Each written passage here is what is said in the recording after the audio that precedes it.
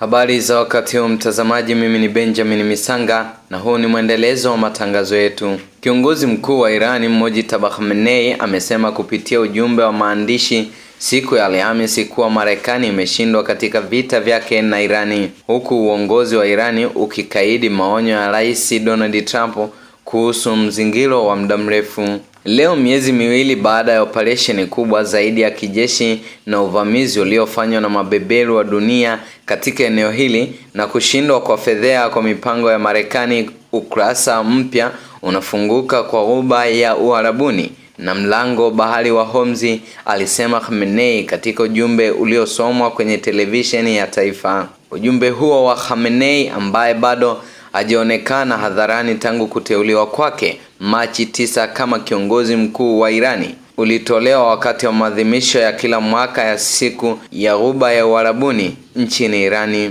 Mojtaba Khamenei alikuwa kiongozi mkuu baada ya Marekani na Israeli kuanzisha mashambulizi makali dhidi ya Irani mnamo Februari 28 yaliyomuua baba yake na mtangulizi wake Ali Khamenei. Wiki iliyopita gazeti la New York Times likiwanukuu maafisa kadhaa wa Irani ambao hawakutajwa majina lilisema kuwa Khamenei, huyo kijana, alikuwa amejeruhiwa vibaya katika mashambulizi hayo, lakini amebaki kuwa na akili timamu.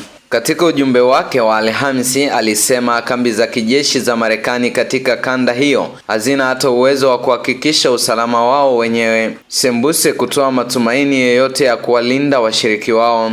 Alisifu kile alichokiita mfumo mpya wa kisheria na usimamizi wa Irani katika mlango bahari wa Hormuz, akisema ni njia ya kuleta faraja na maendeleo kwa nchi za kanda hiyo. Mlango bahari huu umekuwa kitovu cha mzozo tangu kuanza kwa vita vya Mashariki ya Kati, huku Irani ikiruhusu meli chache sana kupita.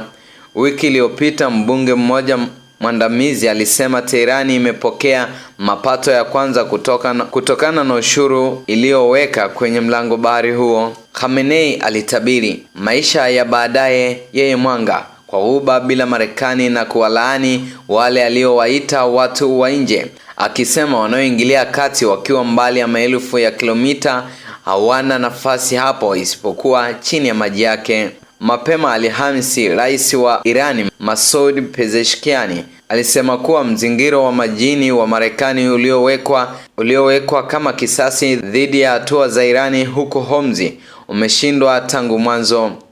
Pezeshkian aliongea kuwa hatua hizo hazitaimarisha usalama wa kanda hiyo bali ni chanzo cha mvutano. Kamanda wa jeshi la majini Shailam Irani pia alionyesha ukaidi, akisema Irani itatumia silaha mpya za majini katika siku za usoni. Ripoti kutoka Axios zinasema Rais Donald Trump anatarajiwa kupokea ripoti kutoka kwa kiongozi wa CENTCOM Bradley Cooper kuhusu mipango mipya ya kijeshi dhidi ya Irani.